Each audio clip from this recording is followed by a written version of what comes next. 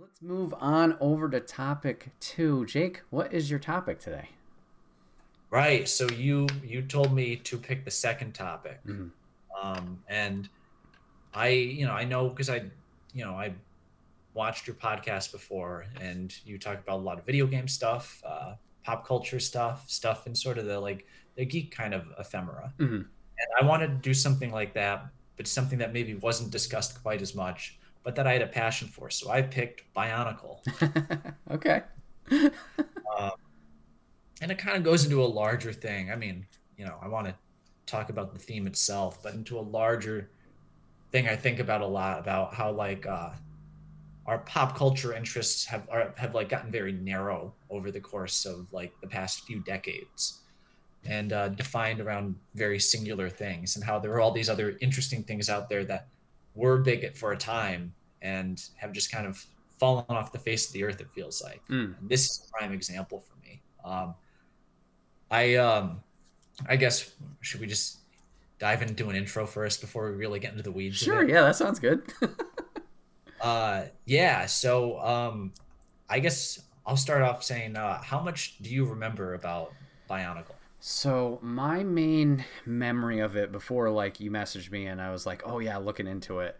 My original thought or remembrance of it was the original 6 of like these big tall robot-esque humanoids, and like they were all elemental and had dope looking masks and stuff. And I remember like it kind of went from there, as I'm sure we'll discuss. Like they had other obviously lines, and I think they had movies, and like it kind of blew up, at least from my memory as a kid. Like they kind of went everywhere with it, or had a big reach. And then it went for a while, and then yeah, just like I guess things always kind of do, it just kind of poofed away.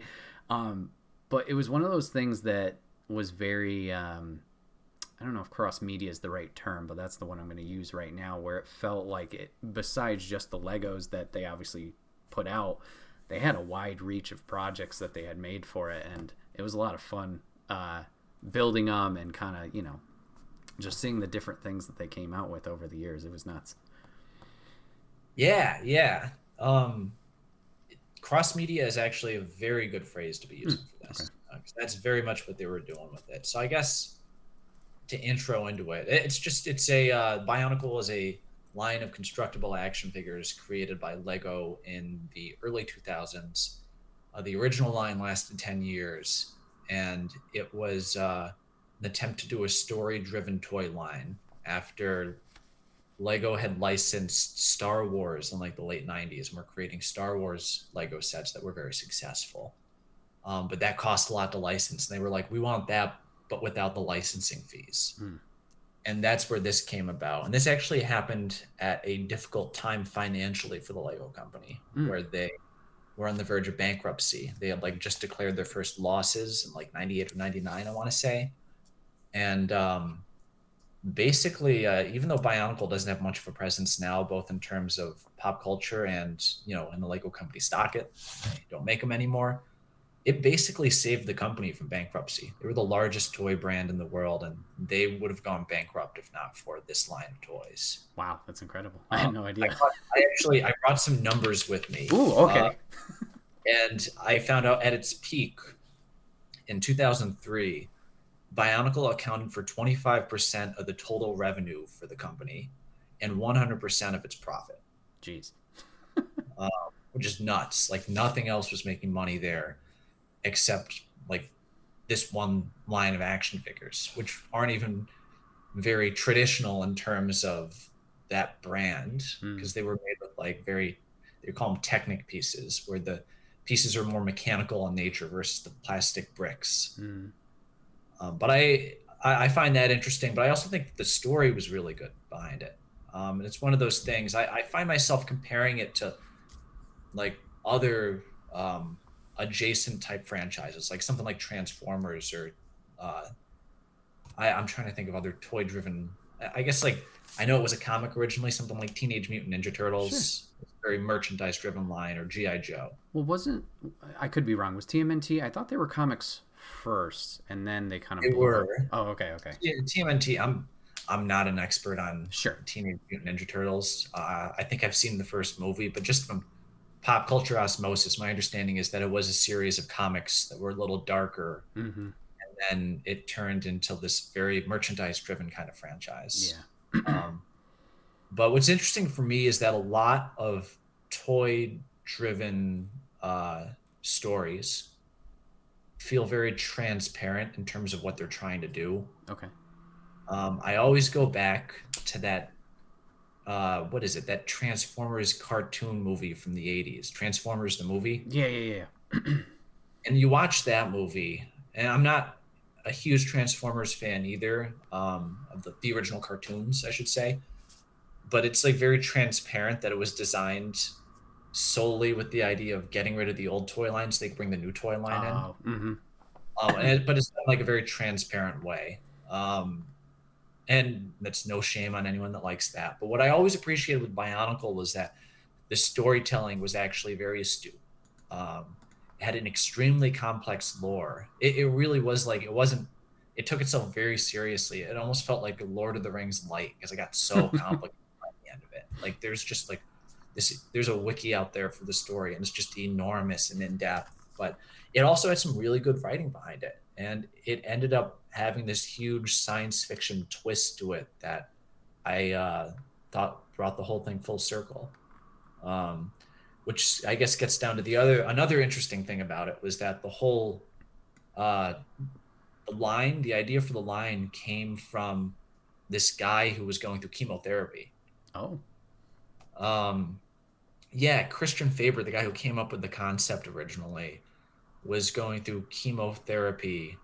He had like a benign brain tumor, but it was behind his eyes. They couldn't remove it. So he was going through, you know, a painful chemotherapy process for the course of a couple of years. And I guess to spoil a storyline that's been over for 10 years now, over 10 years. And the twist with Bionicle was that they were like these robots that lived on a tropical island at first, and they worshipped this like this god that they were trying to awaken, Mm-hmm. the god Atenui, the Great Spirit. And then the twist at once, like it took 8 years for this to be revealed, and they went through multiple locations. There was a story where they went through a city, they went to other islands, but the twist was that the god wasn't actually a god, it was a bigger robot, and they were all designed to service this robot by these like alien beings. And something happened where they all became sentient and they misunderstood their original purpose. They Mm-hmm. thought, oh, they took serving this larger robot as them like worshiping this larger robot, and they were just little robots inside the bigger one, just sort of operating it and making it work. Mm. And I guess the idea originated because this guy was going through chemotherapy and he would take these pills regularly for his treatment, and he imagined the pills and him popping open and these warriors coming out of it and fighting off the cancer. And that was where the original concept came from, but they didn't reveal that until years after the fact because that would have spoiled the twist. Mm. Wow. Okay. Interesting. Yeah, it's a rabbit hole. Yeah. Yeah, looking through here, Papa Griffin chat on talking about like the Transformers movies and stuff like this. It's like it's the same same path, sort of like Castle Grayskull with He-Man, and then he brings up the sharks. Was it Street Sharks? Yeah, it's weird how it's weird how these things like can just transform like into different media. And I brought up a list as you were going through the story, like when you talked about the books, like holy shit, there's a ton of books. There's comics. As I mentioned, there were movies. There was 3 of them apparently. And then I got to games, and I'm like, oh my god, I remember. Yeah, there was a Game Boy game that I played. There's a few listed here. And then there was an online game. I remember that briefly too. It's like, oh my god. That online game was like, I'd say that's probably one of the great Flash games that have been created. I mean, obviously Flash is gone now, but like that was like a legitimately great game. Flash browser games were just like, for the most part, very basic sort of games, and that had like a legitimate beginning, middle, and end, and like a story, and you explored this whole world in Flash. I think that's like a real achievement in terms of creating Flash games. It was called the Madanui Online. So, what captured you with this story? Because obviously you know, seem to have a depth of knowledge of, you know, what happened in the story, all these things. Like, what really stuck with you or captured you or got you into the world? I think it was the depth of the storytelling, because it got very deep, not just in terms of the lore, but in terms of the characterizations. I'm not going to pretend like these were all the deepest characters ever, but there is certainly layers to them that I don't think you got from a lot of other toy-based storylines, where characters are essentially defined by personality quirks. Hmm. Um, and you had that here, but it got a little deeper. But I think for me, and in retrospect, it was just an example of like some very solid storytelling. Again, and there's been a lot of good uh, toy line driven storytelling from when we were younger and other toys and whatnot. But this one felt like sometimes it was strong enough that I would have read this on its own if there wasn't a toy line behind it. And it really understood the fundamentals of storytelling. Hmm. I always go back, like, talk about transparently trying to change a line of toys. Um, I think it was in 2003, like late 2002, 2003, where they wanted to get rid of the original line of the Bionicle heroes, the Toa, Hmm. and bring in a new line because the toys had been out for over a year. And so they created a new line of toys called the Toa Nuva. Hmm. And in the story, it was like they got mutated and changed into more powerful versions of themselves. That could have been the whole thing. That could have just been like, hey, they're the Toa Nuva, just buy the new toys. But they actually built that into the story and made it a character based thing where they transform, and that caused them to become very overconfident in themselves, Hmm. and it caused their team to fracture and break apart. And they because they felt like they didn't need each other anymore. And then as a result of that, these new villains came in that were like, we're going to take them at this moment of hubris and pull the rug out from underneath them. And that's what they did. And they end up doing something that causes them to lose all their powers. So even though they're in this more powerful toy form they had to go out and buy, suddenly they've lost all their powers. And they have to use their wits and their brains to try and beat these villains instead of the elemental powers that we were used to. Hmm. So it really understood just like the fundamentals. It wasn't just, here's the new toy, go buy it. Next week they're going to fight this new villain. It got into the weeds with it. Hmm. Yeah, looking at the images of the lines, like I had the original six, I see those guys. I didn't recall the Nuva that you were talking about, but seeing them right here, right immediately back in my head, like, oh yeah, you had those guys. And then I was looking at the wiki. What was it? The second arc. What are they called? Taraga. I gotta see if I can find those. Um, but yeah, it's crazy just seeing like going through the images here and just being like, oh yeah, I remember that one. I remember that one. And then I remember we talked about cross media earlier. I remember the little promos they had for each of the original six. It was probably just like a screensaver type thing where it was slightly animated, had the photo of them. And then I remember when they start building towards the enemies, the ball guys. I don't remember what they were called, but I The remember, Bo Rock. yeah, I remember those guys feeling like so stressful. Like, oh, this thing is scary, and seeing like how many of them they were running around and doing their And see, that thing. was one where there was a great twist with those characters too. Because Okay. again, it's like the straightforward version of that story is these new enemies appeared, and the Toa have to fight them, and that was what happened at first. But there ended up being a little twist in their motivations later on, Mm. where when it was revealed that the quote unquote great spirit was just a giant robot that they were programmed to serve, and then they became sentient and forgot that. It turned out the Borok, um, they actually had a benevolent purpose. That the reason they existed was that if the giant robot was ever to be like caught in a position where it like couldn't operate, Mm-hmm. they were to come out and just like clean it off basically. Ah, okay. And the giant robot was like underneath the island they all lived on.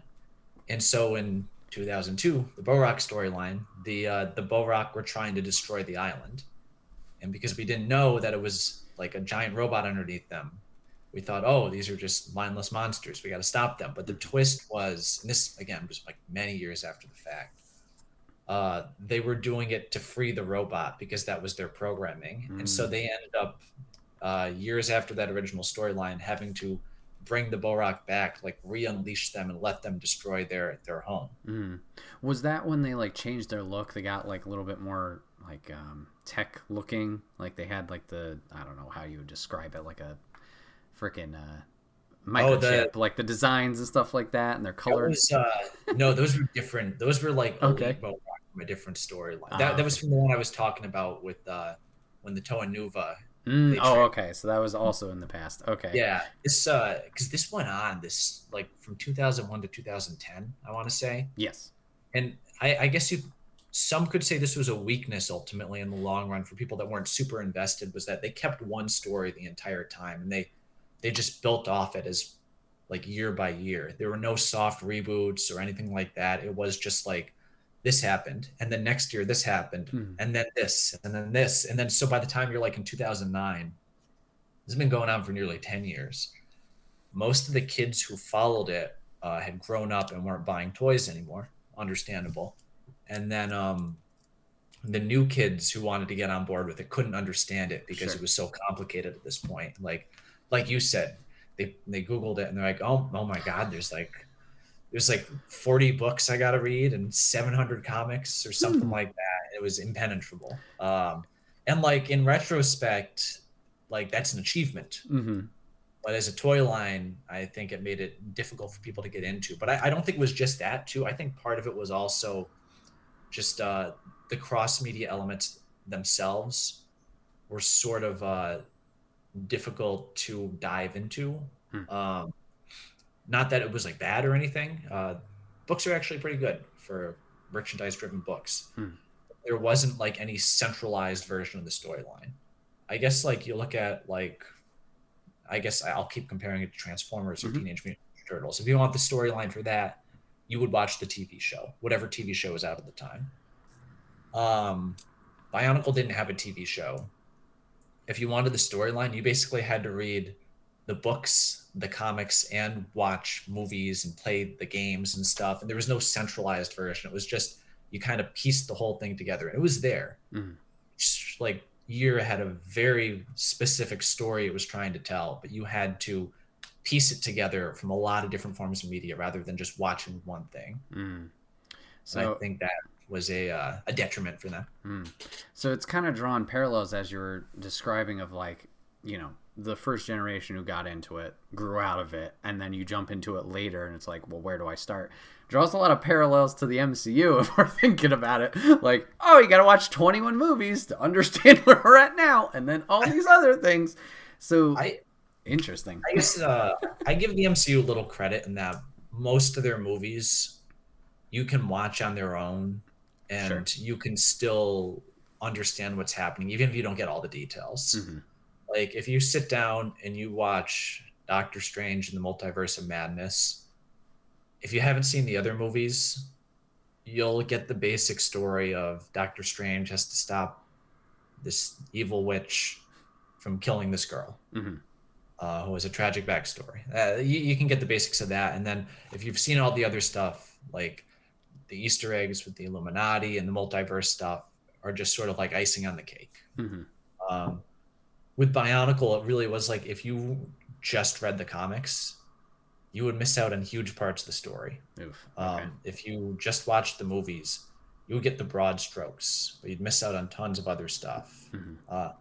The books would give you the majority of the main story, but there's only so many kids that are going to sit down and read like 6 books per year to figure out what's going on. Sure. Sure.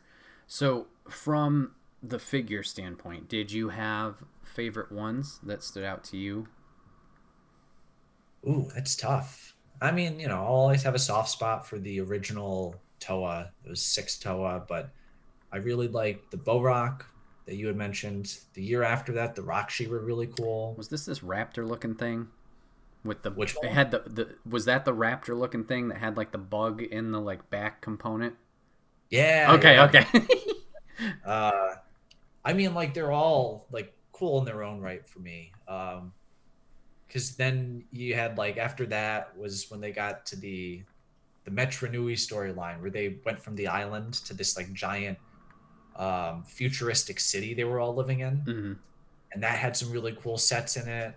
Um, and then there was like the Web of Shadows, which had these big spider things that were super cool. Oh yeah. Hmm. Hmm. Yeah, just lots of stuff. Like I said, it's a rabbit hole. Yeah, for sure. There's definitely a lot of cool ones. Like I mentioned, the masks were always dope.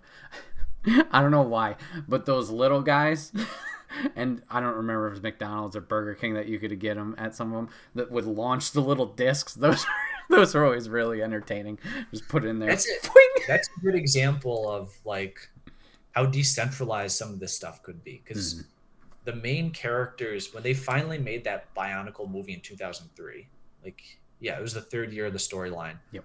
The main characters in that movie were those McDonald's toys characters. Yeah. Like those characters from McDonald's, those weren't just like side things. Those were like ended up being some of the most important characters in the entire series. And they re-released them down the line, but it was like, oh, if you just didn't show up at McDonald's for this 1 month when they had this promotion, you just wouldn't be able to get the toys for some of these incredibly important characters. Mhm. But I mean, that's kind of what makes it fascinating in retrospect. Yeah. Um. So yeah, man, crazy. Just once again, the reach that this had. Did you know anything about the second generation of the story from 15 to 16? Like a little bit out of our time frame, I guess, but did you look into that at all when it was releasing? I think I got one of the sets as like a novelty Sure. because it was like, oh, I love that thing. Hmm. I'll pick one up. And Hmm. I ended up doing a stop motion comedy video about it. Oh, okay. About one of the Generation 1 Bionicles doing steroids and turning into the Generation 2 one. Because I was like, that's what I thought it looked like. I was like, it looks like someone took like the original toys and just like put them on steroids. Mm. Um, but yeah, I don't think I followed the storyline too closely. It seemed like they tried simplifying it, which probably makes sense. But ultimately, I don't think it had the impact that the original line did. Sure. I mean, it only lasted a couple of years, so. Mm. Yeah, at least based on the Wikipedia article, yeah, it was only 2016 that it went I to. think there's a lightning in a bottle element to it, Sure. where that original line came out at like the peak of the action figure market, which was like the 90s, early 2000s, Mhm. and now the market has changed. I think about it a lot, just in terms of like branding. Like a lot of Lego's products now are based around brands that they license. Back when Bionicle came out, I feel the market personally, I feel the market was more open to new ideas and original ideas. You could come out with something weird like Bionicle and it could become a bigger hit. And now it really is based around like very specific large pop culture things. Mhm. And that kind of goes back to what I was saying before, where it feels like a lot of our pop culture now is driven by just like the biggest of these and I guess I'm talking in the geek pop culture ephemera sort of world, driven by these larger franchises. And there's like a very cynical part of me that thinks that the reason these things drive the conversation, like Marvel, DC, Star Wars, Star Trek, is because they are the stuff pushed the most by our social media algorithms. Oh, okay. I think it's a big part of it. I think there's a lot of reasons. I think one thing is that just we're inundated with so much content and so much media now, as a result of social media and internet and all that kind of stuff, that it does have like a blurring effect on our pop culture, and just the biggest stuff stand out to us because it's like the only way we can focus in on one thing. Sure. It's a little bit like when you go to scroll on Netflix, Mhm. you want to watch something and you can't decide because there's 100 things there, and you end up just watching a rerun of a show you've seen before. It's a little bit of that element, but I think part of it too is just social media algorithms dictate so much of the content that we engage with now, and they are just going to pick out the stuff that's most popular, and it becomes like a Ouroboros sort of thing, like a snake eating its own tail. Mm. You have this thing that's popular, this one brand, and social media algorithms will be like, well, that's popular, so we're going to push that. And because they push that, it becomes more popular and people engage with that more at the expense of other things. Because they engage with it more at the expense of other things, then the algorithms will push it even more. And so it seems like when we talk about these sort of things that are popular, it the trajectory, or rather the content, gets narrower and narrower that we're talking about. Sure. And so stuff like this, that in theory could have been a bigger thing, or was a bigger thing back in the day, gets forgotten more easily. I'm not saying that it would have a huge pop culture footprint now if circumstances were different, but it falls by the wayside a lot easier, because we are so narrowly focused on the same content over and over. Sure. Yeah, I guess you could say that for a lot of media. Like when you were saying that, I was thinking about games like indie titles. Like you can find them and they're great experiences, but what stands out? Like, you know, you got your franchise like your Call of Duty, and you got your sports games and God of War, which they're all great too. But yeah, it's interesting. Just like obviously the focus is on certain things, and I'm sure it's across every type of media now, film, TV shows, whatever. But yeah, it's interesting to think about, like, how do they break through? How do they make that impact and either join and broaden that array or whatever? Yeah, interesting. And it's like, I think the other interesting side effect of it is that, like, nothing is nostalgic anymore except when it is. It's like talking about this now, Bionicle. It seems like this is a topic that can be genuinely nostalgic for people, and I think it's because it went away. Mm-hmm. I was thinking about it. It was like last year. Was it last year? HBO Max posted that, like, Harry Potter 20th anniversary special. Yeah. Yes. They posted that, and it was supposed to be this big nostalgic sort of celebration of Harry Potter. But it's like, how can we miss you if you never go away? Ah. Like, it's not like that franchise ever went away. They push merchandise for that every year, like constantly. It's like a pillar of Warner Brothers franchise strategy. So it's like hard to truly feel nostalgic for something like that, or any other franchise that's constantly pushed like that, when it's just always there. Whereas something like this is an unintentional side effect of what I was talking about, ends up genuinely feeling nostalgic, because it's like, oh my God, I haven't seen one of these toys in like 15 years or something like that. Right. Yeah.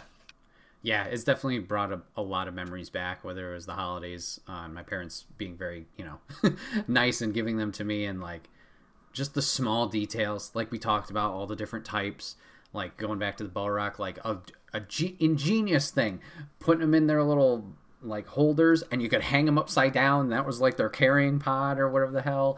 Like, just yeah.